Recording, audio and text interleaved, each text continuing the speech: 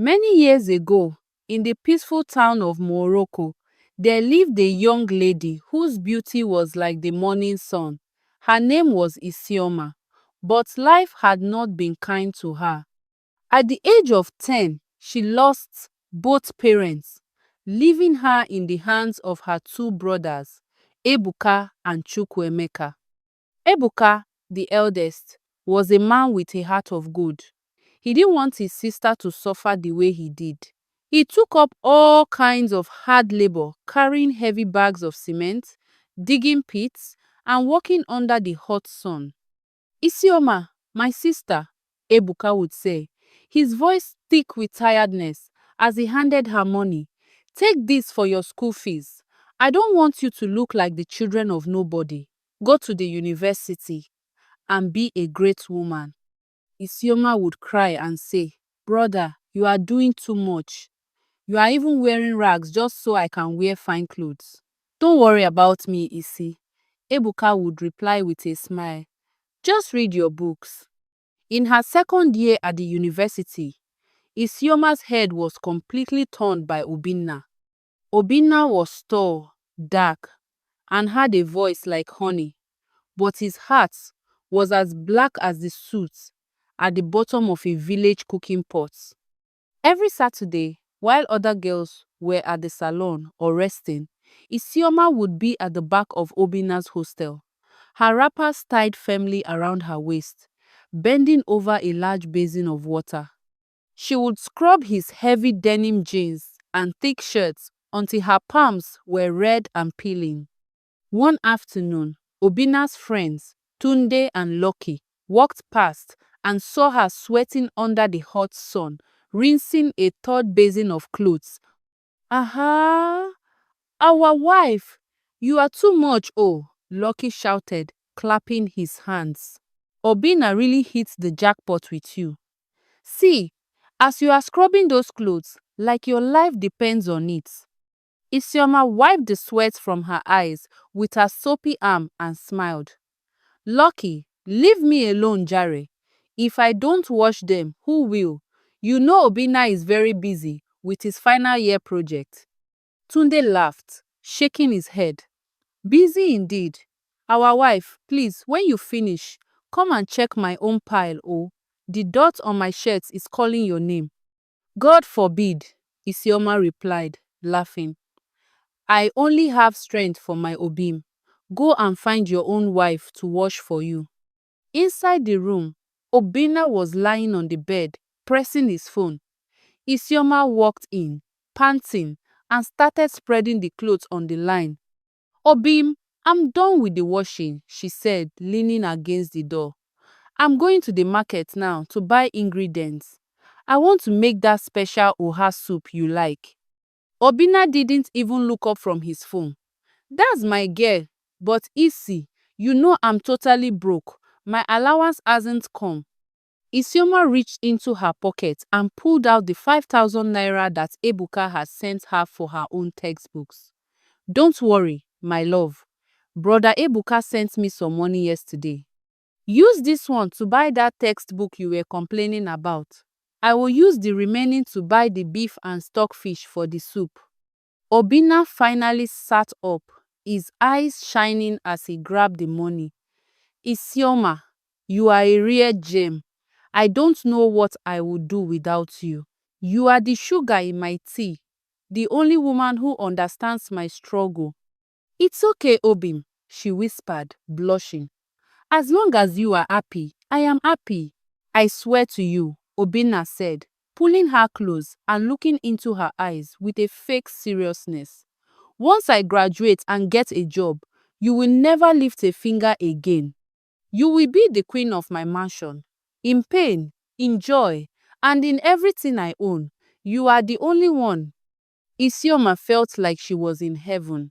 She spent the next 3 hours inside a smoky kitchen, blowing the fire and cooking a pot of soup that smelled so good the whole hostel was salivating. She served Obinna the biggest pieces of meat, watching him eat with pride.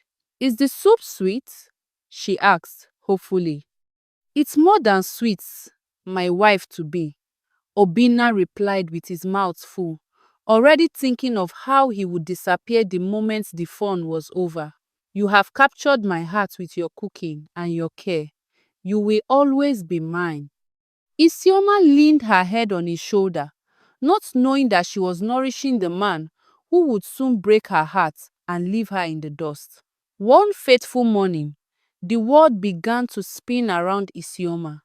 She woke up feeling very heavy, and the moment the smell of her neighbor's fried fish hit her nose, she rushed to the backyard and vomited until her stomach hurt. Her heart was doing kikum kikum as she bought a pregnancy test strip. When she saw the two red lines, she almost fainted.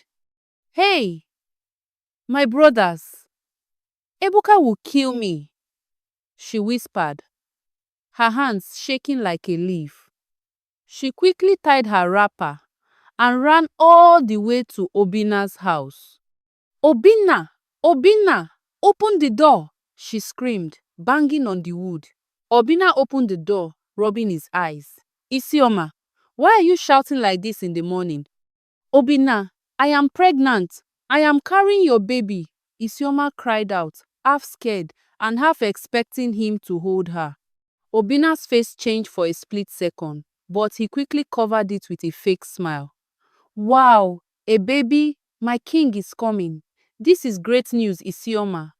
He even carried her and spun her around, pretending to be the happiest man on earth. Isioma felt so relieved. She wiped her tears and said, "Oh, thank God. Obim, I was so scared. So, when will you follow me to the village to see Ebuka and Chukwuemeka? We need to tell them the truth so we can start our life together." Obinna nodded his head like a lizard. "Don't worry, my queen. Let us make a plan for next week. Go back to the hostel, buy some milk, and rest for the sake of my child. I will handle everything."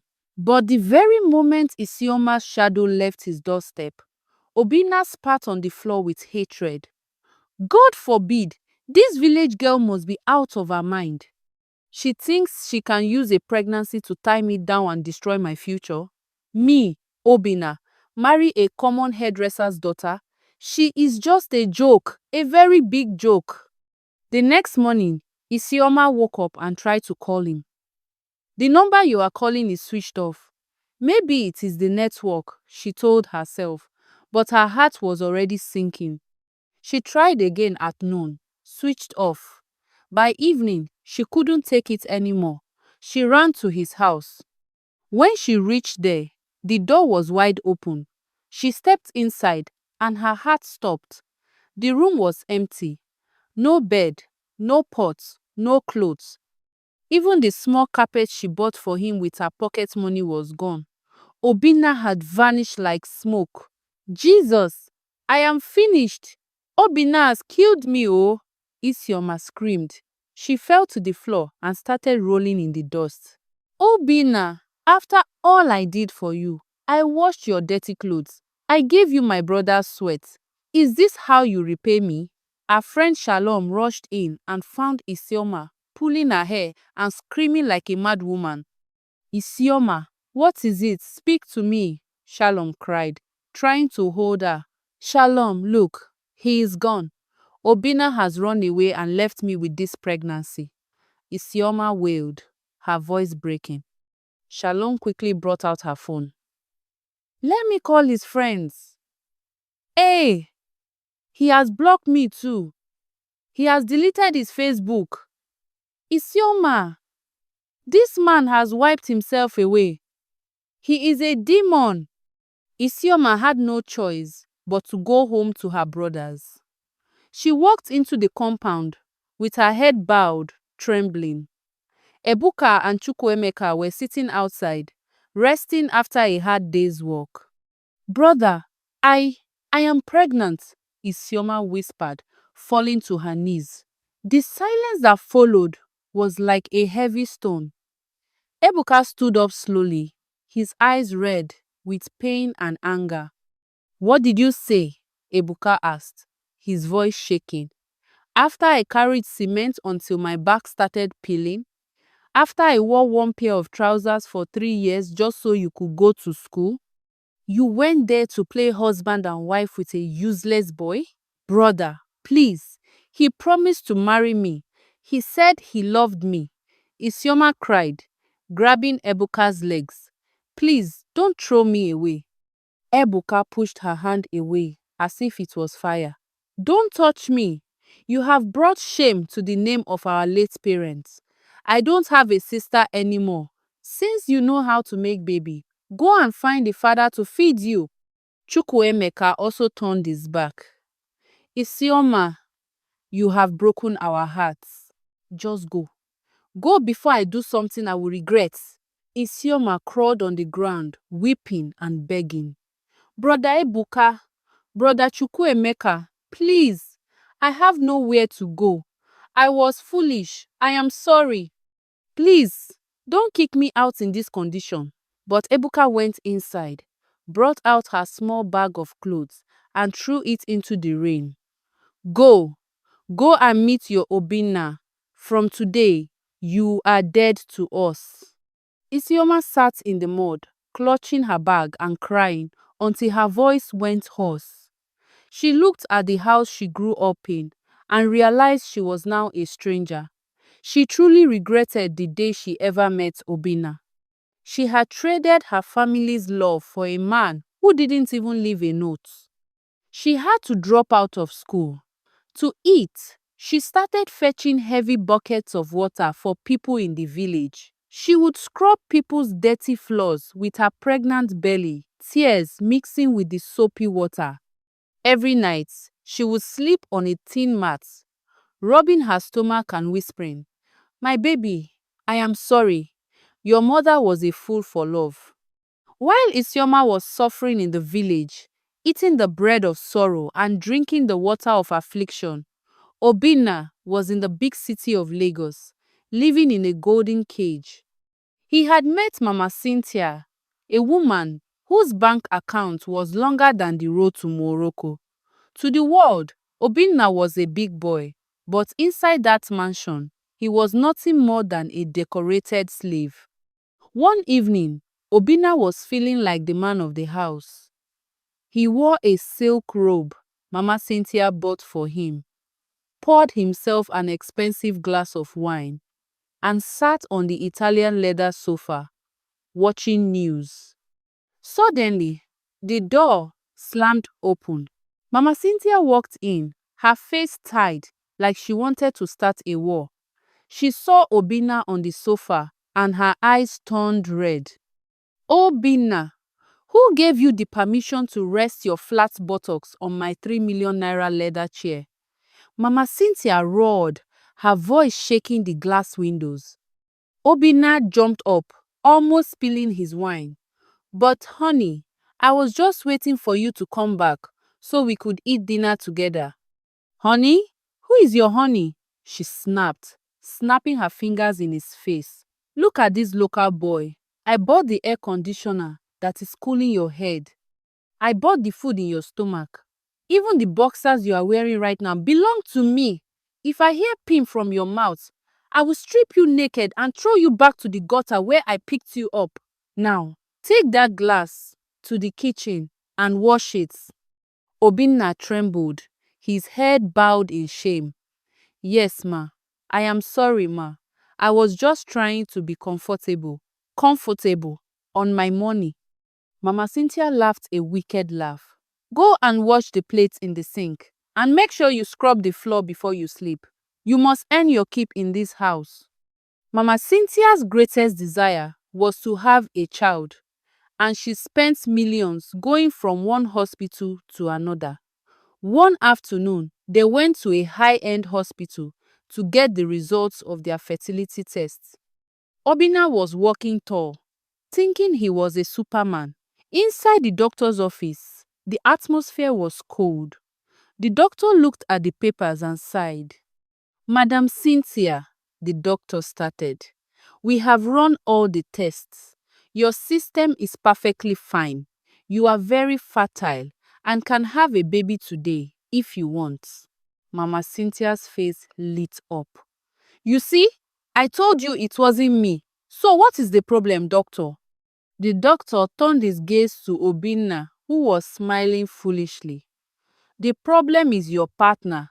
Mr. Obinna's seed is very weak. In fact, it is almost dead. He cannot make any woman pregnant. It is scientifically impossible for him to father a child. The smile froze on Obinna's face. Mama Cynthia slowly turned her head to look at him, and if looks could kill, Obinna would have been buried that minute. So, Mama Cynthia whispered, her voice like a snake. You mean I have been wasting my expensive food on a dry tree? You mean you are not even a real man? You are just a useless piece of furniture in my house?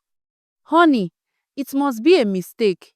The doctor is lying, Obinna shouted, his heart racing. Shut up. Mama Cynthia screamed, then she slapped him across the face so hard, his vision blurred. So all those times I was crying. You were the reason. You are a failure. You are a disgrace to manhood. Mama Cynthia left him in the doctor's office and told him to find his way while she drove off. That night, Obinna lay on the floor of the guest room, his face swollen. He was crying, but not because he was sorry for what he did to Isioma. He was crying for himself.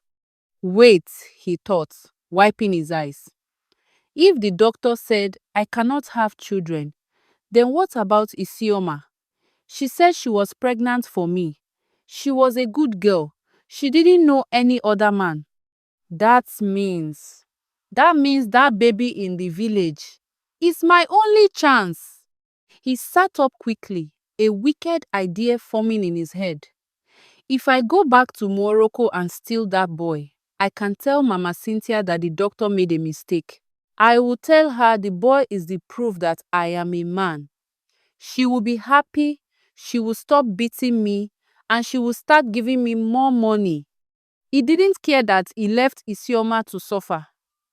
He didn't care that he abandoned her when she needed him most. All he cared about was using that child to save his job as a sugar mommy's pet. Isioma must have had my son by now, he whispered to the dark room. I will go and take what belongs to me. After all, I am the father. He didn't know that the Isioma he left was no longer the weak girl who washed his clothes. He didn't know that the fire of suffering had turned her into a woman of iron.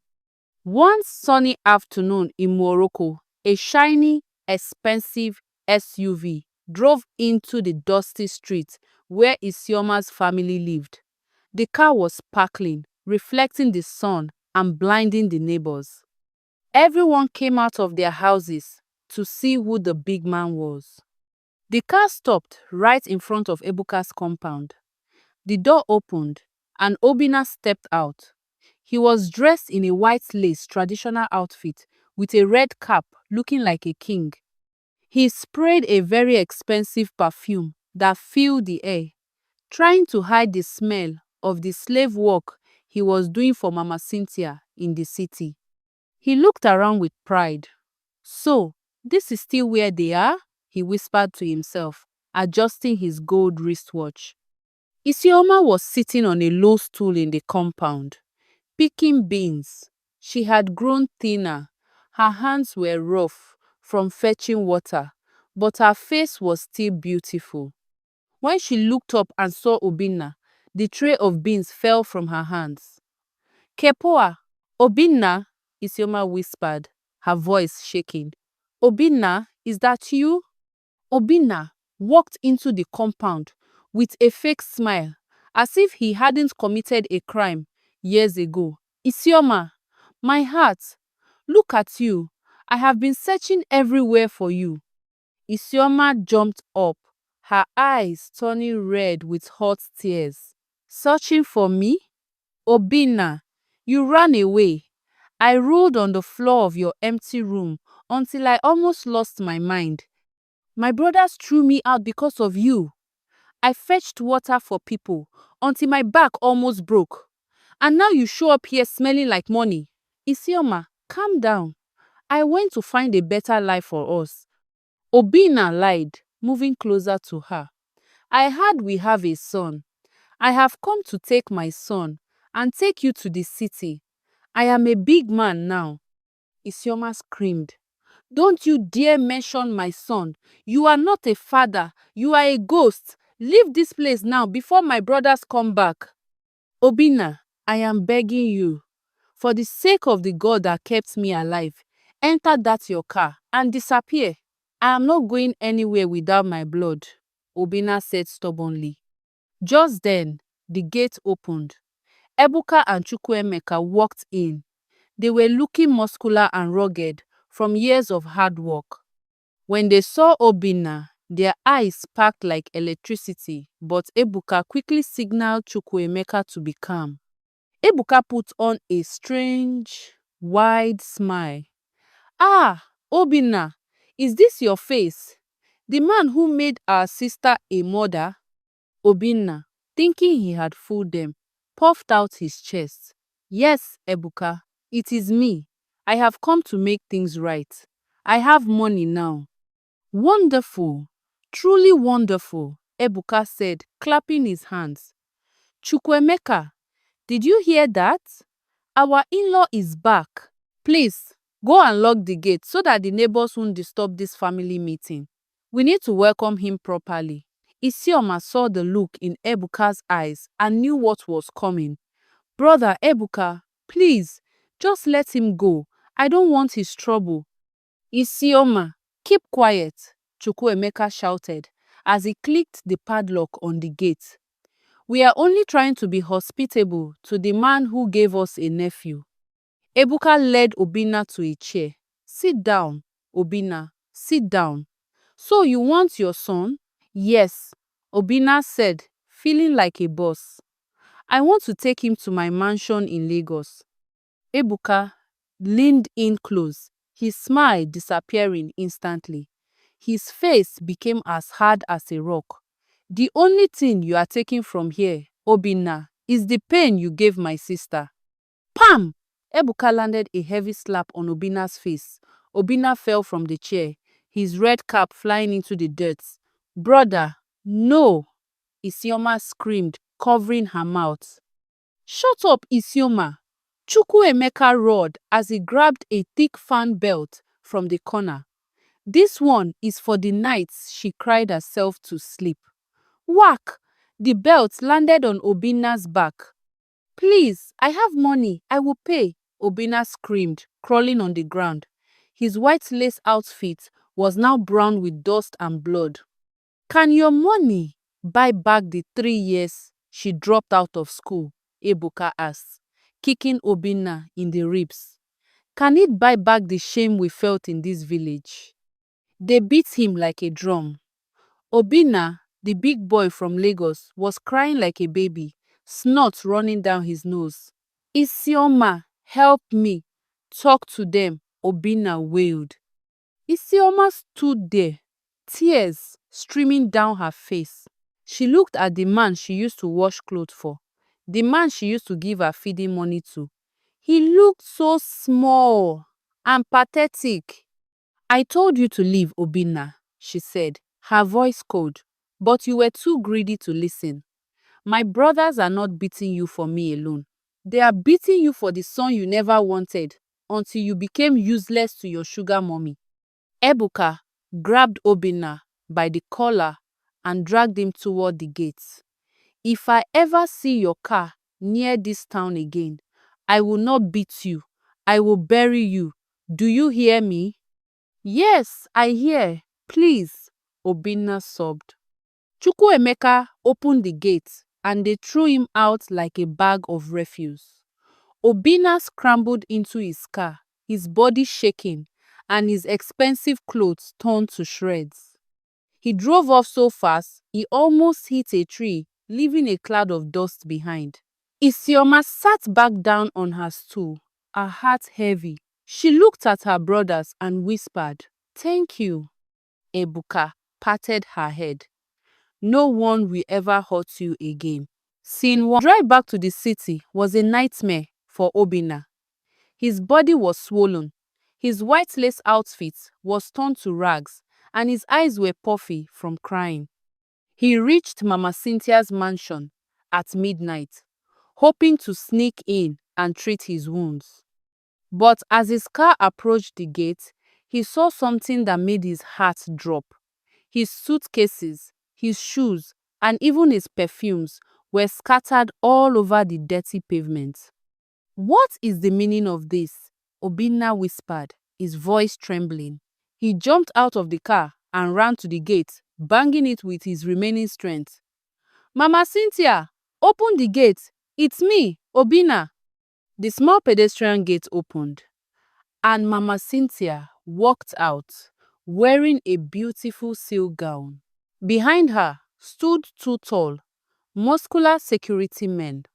"Mama Cynthia, look at what your security did. They threw my things outside," Obinna cried, pointing at his boxes. "And look at me. I was attacked by robbers on the way." Mama Cynthia laughed, a cold and wicked laugh that echoed in the quiet street. "Robbers? Or the family of the girl you deceived? Don't lie to me, Obinna. I know everything." "Honey, please, let me inside. I am bleeding," Obinna pleaded, reaching for her hand. "Don't touch me with those filthy hands," she screamed, stepping back. "You are a liar and a failure. You told me you were a superman, but the doctor's report says you are a dry tree. You thought you could bring a village child here to trick me into giving you more money." "I was doing it for us," Obinna sobbed.